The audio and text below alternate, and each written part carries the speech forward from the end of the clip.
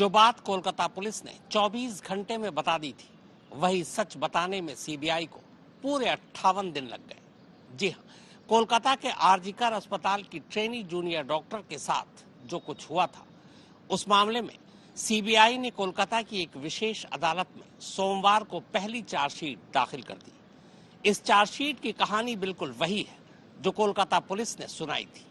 Chargesheet के मुताबिक junior doctor के साथ रेप हुआ था, गैंगरेप नहीं, और इस मामले में एक ही आरोपी है, Sanjay Roy.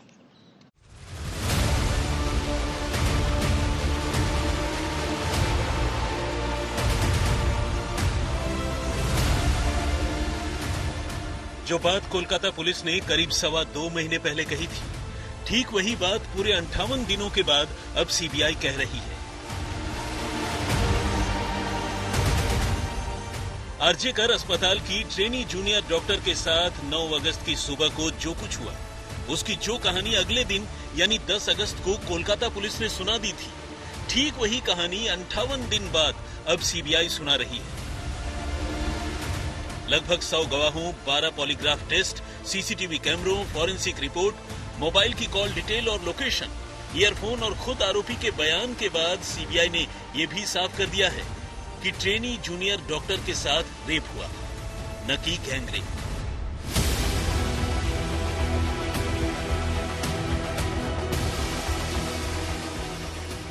Trainee junior doctor का कत्ल एक अकेले संजय रॉय ने किया था, न कि इसके पीछे किसी और की साजिश थी।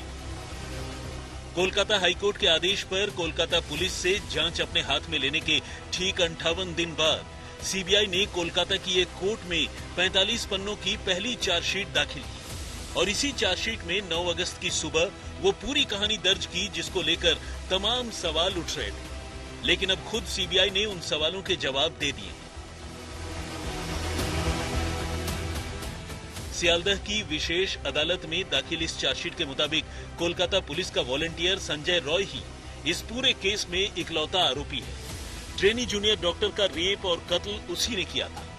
इस वारदात में उसके अलावा कोई और शामिल नहीं था। अलबत्ता वारदात के बाद सबूतों से छेड़छाड़ और वारदात की रिपोर्ट लिखाने में देरी के अलावा भ्रष्टाचार के मामले में अस्पताल के पूर्व प्रिंसिपल डॉक्टर संदीप घोष को सीबीआई ने जरूर दोषी ठहराया है। सीबीआई की चार्जशीट के मुताबिक इस केस को सुलझाने में 3 चीजें सबसे अहम साबित हुई। पहली, सेमिनार रूम के बाहर सीसीटीवी कैमरे से मिली तस्वीरें, जिनमें 9 अगस्त की सुबह 4 बजे संजय रॉय सेमिनार हॉल के अंदर जाता हुआ दिखाई देता है और आधे घंटे बाद वो बाहर निकल जाता है। इस दौरान सेमिनार हॉल में संजय के अलावा न कोई और दूसरा गया न बाहर आया। दूसरी अहम चीज थी सेमिनार हॉल से मिला संजय रॉय के मोबाइल का ईयरफोन, जो बाद में उसी के ब्लूटूथ से कनेक्ट हो गया था। इसके अलावा तीसरी सबसे अहम चीज थी forensic report. Trainee junior doctor के नाखून में मिले खून से संजय का डीएनए मैच कर गया।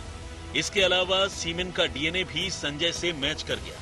प्राइवेट पार्ट से संजय के अलावा और किसी का कोई डीएनए सैंपल नहीं मिला था और इसी चीज ने यह साफ कर दिया कि ट्रेनी जूनियर डॉक्टर के साथ संजय रॉय ने ही रेप किया था और ये गैंगरेप का मामला नहीं है।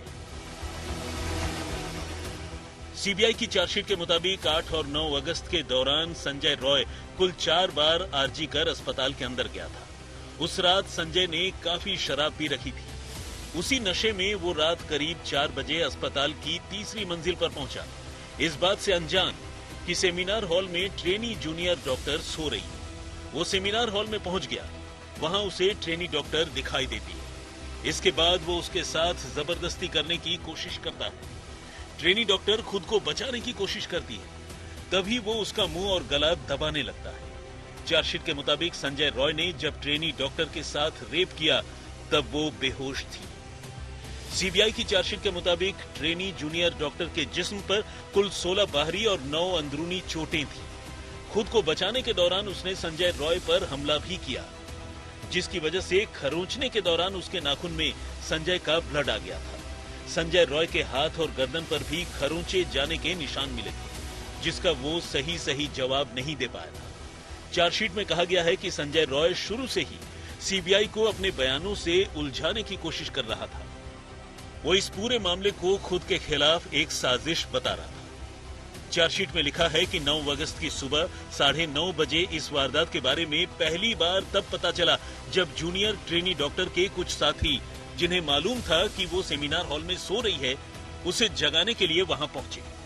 इसके बाद जूनियर डॉक्टर की हालत देखकर उन्होंने फौरन अस्पताल के सीनियर डॉक्टरों को ये बात बताई।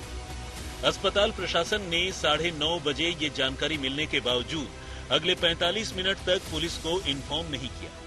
45 मिनट बाद जब ताला पुलिस स्टेशन को ये खबर दी गई, तब भी ये बताया गया कि सेमिनार हॉल में एक जूनियर डॉक्टर बेहोशी की हालत में पड़ी है। चार्जशीट में घर वालों को भी देरी से खबर देने की बात कही गई है। कमाल की बात यह है कि जो बात सीबीआई 58 दिन बाद कह रही है, वो भी एक कानूनी दस्तावेज यानी चार्जशीट की शक्ल में। ठीक यही सारी बातें 9 अगस्त को हुई, यानी जिस दिन ये वारदात हुई उसी दिन कोलकाता पुलिस ने अपनी शुरुआती जांच के बाद ही कह दी थी। वारदात के कुछ घंटे के अंदर ही कोलकाता पुलिस ने संजय रॉय को अस्पताल के करीब से ही पुलिस बैरक से गिरफ्तार कर लिया था। पूछताछ के बाद कोलकाता पुलिस ने तब ये दावा किया था कि संजय रॉय ही जूनियर डॉक्टर का रेपिस्ट और कातिल है, लेकिन तब तक माहौल गर्मा चुका था। डॉक्टर इंसाफ की मांग को लेकर धरना प्रदर्शन शुरू कर चुके थे। कुछ लोग कोलकाता हाईकोर्ट भी पहुंच चुके थे। इन सब के बीच मुख्यमंत्री ममता बनर्जी ने खुद आगे आकर यह ऐलान किया था कि 7 दिन के अंदर अंदर अगर ये केस कोलकाता पुलिस नहीं सुलझा पाई तो वो खुद इसे सीबीआई के हवाले कर देंगे। लेकिन ममता बनर्जी के बयान के अगले ही दिन कोलकाता हाईकोर्ट ने ये मामला कोलकाता पुलिस से लेकर सीबीआई को सौंप दिया। सीबीआई की भारी भरकम टीम अब कोलकाता पहुंच चुकी थी। 14 अगस्त को सीबीआई ने ऑफिशियली ये केस अपने हाथों में ले लिया। इसके बाद तफ्तीश शुरू हुई। पूरे देश की निगाहें सीबीआई के अगले कदम की तरफ थी। इस दौरान तमाम तरह की बातें मीडिया में तैरने लगी थी। अस्पताल में चल रहे पोर्नोग्राफी रैकेट से लेकर मानव अंगों की तस्करी के रैकेट तक की बातें होने लगी। जूनियर डॉक्टर के कत्ल और रेप के पीछे बड़ी और गहरी साजिश की बातें उठने लगी। देखते ही देखते देश भर के बाकी डॉक्टर भी कोलकाता के हड़ताली डॉक्टरों के साथ हो लिए। इतना ही नहीं, लोगों के गुस्से को देखते हुए खुद सुप्रीम कोर्ट तक अपनी मर्जी से इस केस में कूद पड़ा। कोलकाता पुलिस, सीबीआई, बंगाल सरकार सभी को सुप्रीम कोर्ट में तलब किया गया। सीबीआई ने भी तफसील से सुप्रीम कोर्ट को केस की जानकारी दी। 2 बार केस की स्टेटस रिपोर्ट कोर्ट में जमा की। अस्पताल के पूर्व प्रिंसिपल से लगातार हफ्ते भर से ज्यादा पूछताछ की। फिर पूर्व प्रिंसिपल को गिरफ्तार भी किया, लेकिन जूनियर डॉक्टर के रेप और मर्डर के इल्जाम में नहीं, बल्कि भ्रष्टाचार के मामले में।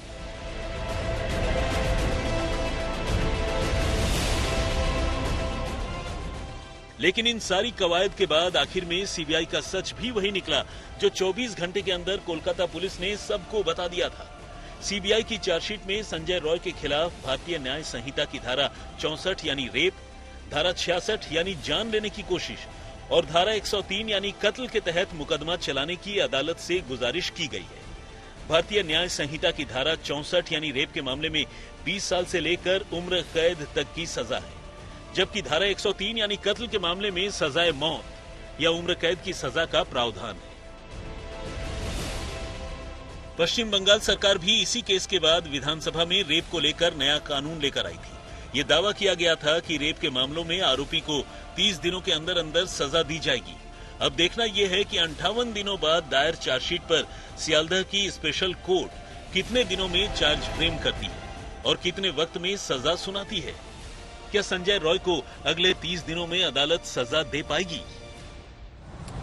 आरजीकर हॉस्पिटल में महिला डॉक्टर हत्याकांड की चार्जशीट सामने आने के बाद सीबीआई की जांच को लेकर सामने आ रहा है कई सारे सवाल, क्योंकि सवाल उठाया जा रहा था एक लौता आरोपी संजय के लिए क्या इतना बड़ा वारदात करना मुमकिन हो सकता है। विक्टिम के शरीर में जितने सारे इंजुरी मार्क मिले थे, क्या वो संजय के लिए मुमकिन हो सकता है? क्या संजय के अलावा और कोई था क्राइम सीन पर? वो आरजीकर हॉस्पिटल के सेमिनार हॉल के अंदर कोलकाता पुलिस के ऊपर भरोसा नहीं था, इसीलिए सीबीआई का हाथ में इस केस की जांच सौंप दी गई थी। लेकिन सीबीआई ने जो चार्जशीट दर्ज की है, उस चार्जशीट में सीबीआई ने दावा की है कि संजय रॉय ही एक लौता आरोपी है जिन्होंने आरजीकर हॉस्पिटल की महिला डॉक्टर को बलात्कार करके हत्या की थी।